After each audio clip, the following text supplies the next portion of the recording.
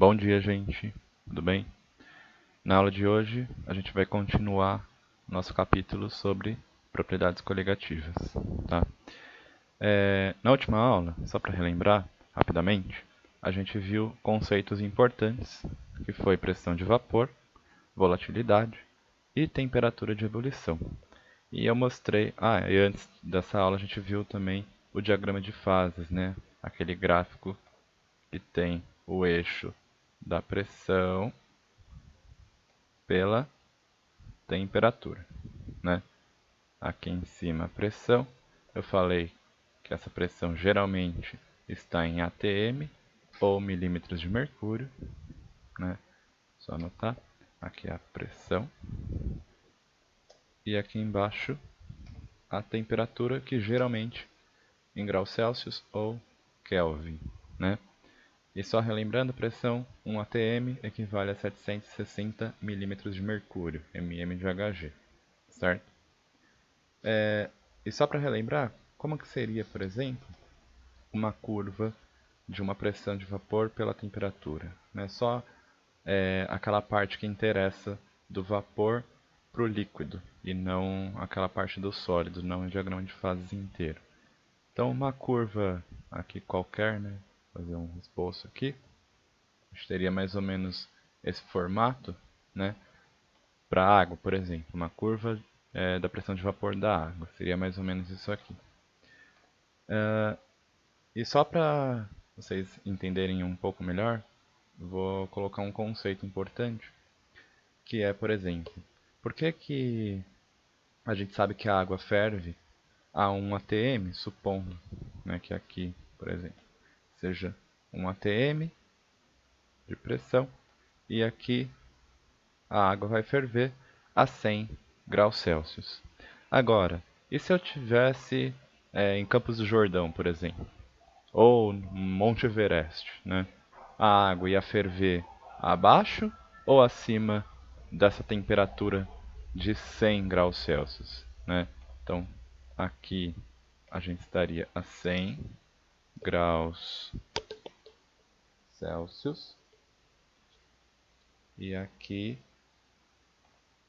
1 atm de pressão, né? Então, isso seria o ideal, né, na praia, por exemplo, que a pressão é de 1 atm. Agora, se eu tenho, por exemplo, se eu estou numa montanha, então aqui tem a montanha e aqui eu tenho a praia, né? E tem até o mar. Concorda comigo que a pressão até a coluna de pressão até o nível do mar vai ser muito maior do que a coluna de pressão na montanha, né? Então concorda que a pressão em uma altitude muito mais elevada é muito menor do que a pressão numa altitude da praia, né? Onde a pressão é muito mais elevada. Então, se eu estou em um lugar elevado, uma altitude elevada, a pressão vai ser menor. Então, eu vou estar mais ou menos aqui, ó.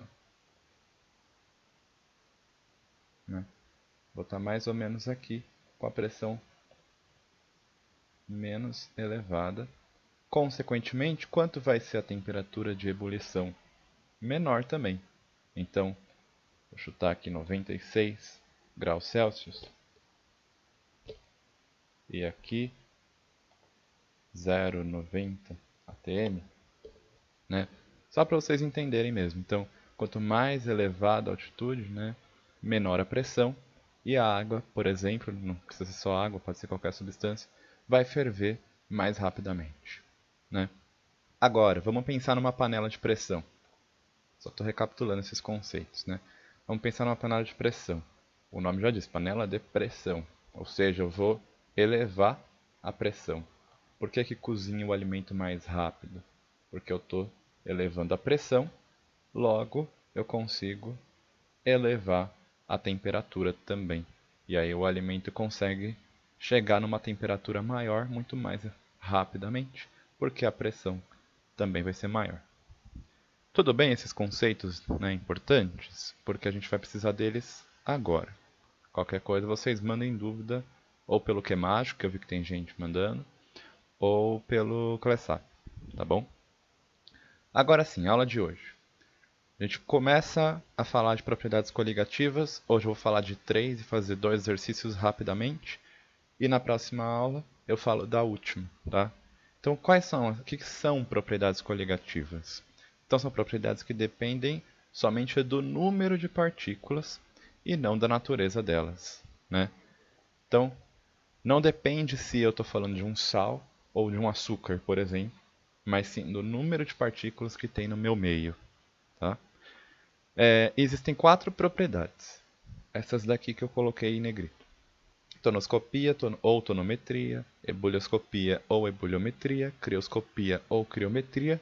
E a quarta, eu falei que vou deixar para a próxima aula porque tem mais coisas para falar dela, que é a pressão osmótica, tá certo? Que eu acho que vocês já viram em biologia. Então vamos focar nisso aqui na aula de hoje. Então eu falei que propriedades coligativas são propriedades que dependem somente do número de partículas, tá certo? E não da natureza delas. Então, primeira coisa, como que eu vou descobrir esse número de partículas? Para a gente descobrir o número de partículas, primeira coisa a gente tem que definir se é uma substância iônica ou molecular, né? O que são substâncias moleculares?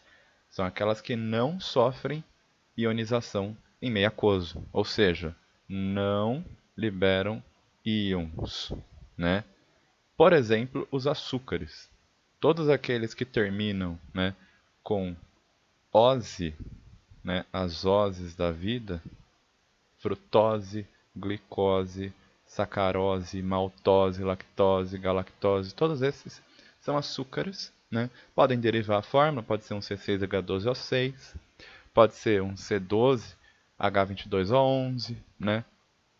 Não se preocupem muito com isso. Mas se vocês perceberem que tem uma fórmula mais ou menos desse estilo aqui, já saibam que é um açúcar, portanto é uma substância molecular, logo em água não vai liberar íons. Então, isso aqui em água continua isso aqui. Ou seja, continua uma coisa só. É uma molécula inteira, é uma partícula só. Então, açúcares, qualquer substância molecular em água contém apenas uma partícula, tá certo? Que é a própria molécula. Agora, substâncias iônicas, né? Por exemplo, os sais, né? NaCl, mais clássico aqui de todos, cloreto de sódio, consegue liberar os íons em solução aquosa, tá? Aí sim, você tem que fazer aquela reaçãozinha de dissociação, né? Onde eu consigo, em água, separar esses íons. No caso NaCl, separa em Na+, Cl- aquoso. E o passo mais importante é fazer o balanceamento, né? No caso dessa equação já está balanceado, porque eu tenho um Na, um Cl, um Cl. Só que, repara, eu liberei os íons deles em água. Então ficou um Na+, e um Cl-. Portanto, eu vou ter duas partículas, certo? Diferentemente do açúcar, que é uma só. E isso vale para qualquer sal, ou seja lá qual for a sua substância iônica. Por exemplo, AlBr3. Peguei um outro sal aqui, brometo de alumínio. Em água, ele separa em Al3+, e Br-. Não é isso? Por que 3+? Porque esse 3 que está aqui no Br veio lá de cima do Al, né? Então o Al é 3+, e o Br é -1, porque aqui embaixo do Al não tem nada, então eu sei que é 1. Então, 3 mais menos 1. E aí o passo importante que eu falei para vocês é o balanceamento. Olha ali, ó. Eu tenho 3 bromos antes da seta, tenho que ter 3 depois. Por isso eu coloquei o 3 para balancear. E aí como que eu vou somar isso? Eu tenho um cátion Al3+, e 3 ânions Br-. Portanto, eu tenho 4 partículas, certo? Eu estou definindo isso aqui porque isso vai ser importante mais para frente, tá? Então é preciso que vocês entendam isso agora, porque depois a gente vai aplicar isso nos exercícios, tá certo? Agora que vocês já sabem identificar quantas partículas tem no meu meio, eu vou falar dessas propriedades em si e depois mostrar num exercício como seria. Então, primeira de todas aqui é a tonoscopia ou tonometria. Todas essas têm esses dois nomezinhos, os dois estão corretos, tá certo? Então, o que é uma tonoscopia?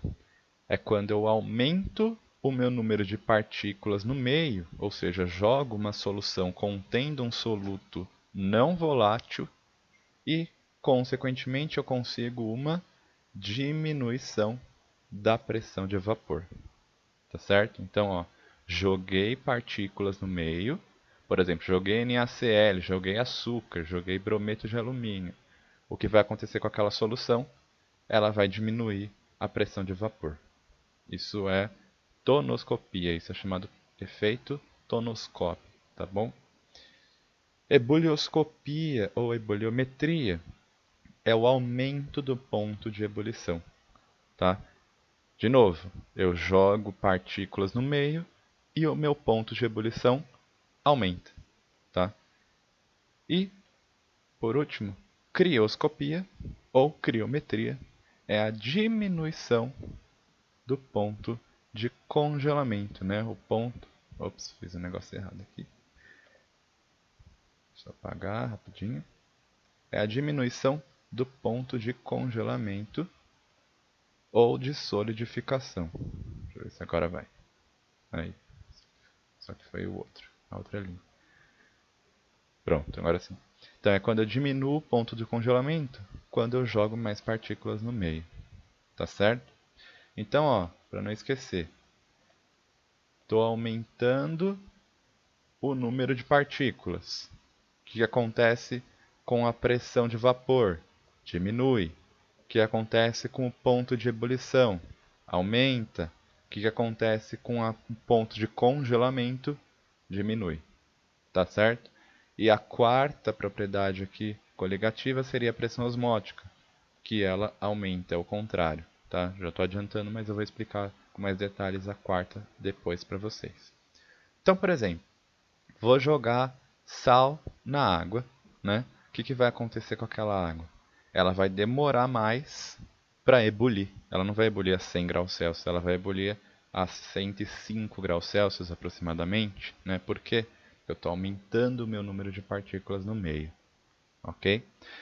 Não sei se vocês já viram, no churrasco, o povo joga sal naquele isopor que tem cerveja, né? Fica o gelo lá. Por que o povo joga sal ali? Porque concorda que se eu jogo sal, eu aumento as partículas e diminuo o meu ponto de congelamento, né? É um efeito crioscópico. Aumento partículas, diminui ponto de congelamento. Então, a água que antes iria congelar a zero, ela vai congelar a menos 4 graus Celsius. Eu consigo manter aquela água mais gelada, por isso que o povo pode jogar sal, tá certo? Então, essas aqui são as propriedades coligativas, tá certo? Qualquer dúvida, me mandem, tá? E agora, para encerrar, vamos fazer dois exercícios bem rapidinho. Aqui, primeiro exercício, página 313 do livro, o 23. Então, vamos lá. Como que é esse? Ele fala assim: as curvas de pressão de vapor, em função da temperatura, para um solvente puro, uma solução concentrada e uma solução diluída, são apresentadas na figura abaixo. Aí ele me deu essa figura, pressão de vapor pela temperatura, e três curvas. E ele fala: considerando que as soluções foram preparadas com o mesmo soluto não volátil, pode-se afirmar que as curvas do solvente puro, da solução concentrada e da solução diluída são, respectivamente... Então vamos lá. Ele quer saber qual dessas curvas pertence ao solvente puro, qual dessas ao solvente da solução concentrada e da solução diluída. Então, concordam comigo que o solvente puro não tem nenhuma partícula no meio de soluto, né? Ele é só o solvente. Da solução concentrada, não vai ser a que tem mais partículas no meio, e da solução diluída, vai ter algumas partículas, mas não tanto quanto a concentrada. Então, por exemplo, se eu jogo partículas, vamos ver aqui no eixo da pressão de vapor. Se eu fixo uma linha na pressão de vapor, qual delas vai ter a menor pressão de vapor? A 1, né? E qual delas vai ter maior e menor ponto de ebulição? Vamos olhar aqui, ó. Fixando uma pressão de vapor, concorda que a substância 3 vai ter um ponto de ebulição maior do que a 2 e maior do que a 1. E lembra, quanto mais partículas no meu meio, maior é o meu ponto de ebulição, né? Que é a ebulioscopia, e menor é a minha pressão de vapor, que é a tonoscopia. Então, olha aqui, a 3 tem maior ponto de ebulição, né? Ou seja, só pode ser a que tem mais partículas no meu meio. Então, só pode ser a solução mais concentrada, né? Logo, o solvente puro só pode ser o 1, porque é o que tem menor ponto de ebulição. Por exemplo, a água vai ferver a 100.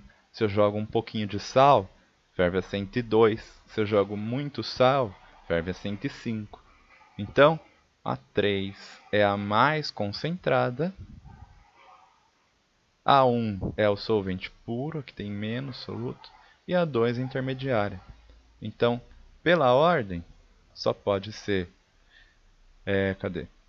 Solvente puro só pode ser o 1, solução concentrada só pode ser o 3, e solução diluída só pode ser o 2. Então, alternativa B. Tá certo? E, para encerrar, vamos fazer mais um aqui. O exercício 29. Então, o 29 fala assim. Considere as seguintes amostras. 1, água pura. 2, solução aquosa 0,1 mol por litro de sacarose, que é um açúcar. E 0,2 mol por litro de sacarose, não é o mesmo açúcar. Coloque-as em ordem crescente de pressão de vapor. Então vamos pensar comigo. Concordam comigo que a solução 3 é a mais concentrada? Então a solução 3 é a mais concentrada, né? É a que tem 0,2 mol por litro. A solução 1 é a menos de todas. É aquela primeira curva do gráfico anterior, do exercício anterior que a gente viu. E a 2 é a intermediária, né? Está um pouco menos concentrada. Então, concorda que a 3 vai ter o maior número de partículas? Mais partículas, né? E a 1, nenhuma partícula, certo? E a 2, intermediária. E a gente sabe que quanto mais partículas no meu meio, menor é a minha pressão de vapor. Não é isso? Então, como que vai ficar a ordem crescente do menor para o maior? A menor pressão de vapor só pode ser a 3, não é isso? Porque tem mais partículas, portanto, menor pressão. Então, a 3 vai ser a menor que a 2, que vai ser menor que a 1. A 1 vai ter maior pressão de vapor. Tá certo? Letra B. Temperatura do início de ebulição, ou seja, ebulioscopia. Vamos pensar aqui, ó. Vamos fazer uma reta aqui. Fiz uma reta, né? Uma reta de acordo com a temperatura de ebulição, né? Essa reta. Aí, nessa reta, a gente pode pensar, quanto mais partículas eu jogo no meu meio, menor a pressão de vapor, porém maior a temperatura de ebulição. Logo, vai ser o contrário da letra A. Então, eu vou ter aqui a solução 3, aqui a solução 2, aqui a solução 1, fervendo aí, se for só a água, né, no caso a 1, 100 graus Celsius. Então aqui, deixa eu aumentar. Aqui a solução 1 aqui a solução 2, aqui a solução 3, porque tem mais partículas, então vai demorar mais para entrar em ebulição. Tá certo? Então é essa ordem crescente aí. E a letra C, a temperatura de início de congelamento. Então, ele está falando do efeito crioscópico, né? Crioscopia. Ou seja, em qual temperatura as três substâncias vão passar para o estado sólido. Então, de novo, vamos fazer a nossa reta aqui, ó. Só que agora ao contrário. Vamos fazer assim. Então, aqui agora vai ser a minha temperatura de congelamento, né? E eu posso fazer nossos risquinhos aqui, nossos 3 risquinhos. Quanto vai ser? A gente sabe o que dessa relação com a temperatura de congelamento? Que quanto mais partículas do meu meio, menor vai ser o meu ponto de congelamento. E a que tem mais partículas é a 3. Então, o ponto de congelamento da 3 vai ser o menor. Então, aqui ó, só pode ser, vou fazer em cima, a 3. Aqui só pode ser a 2. E aqui só pode ser a 1. Né? Se eu fosse dar valores, sei lá, se eu fosse chutar a 1, a gente sabe que é a água. Então, é 0. Então é 0 graus Celsius. Mais ou menos, tá? Essa escala. A 2, eu já tenho um pouco de partículas no meu meio. Então, menos 2 graus Celsius. Só para vocês terem uma ideia. E a 3, a solução é um pouco mais concentrada. Então, eu chutaria menos 4 graus Celsius, que é a que tem mais partículas, portanto, menor temperatura de congelamento. Tá certo, gente? Então falamos aí de 3 propriedades, ainda falta falar de pressão osmótica e fazer mais exercícios disso com vocês. Então, até a próxima aula e bons estudos!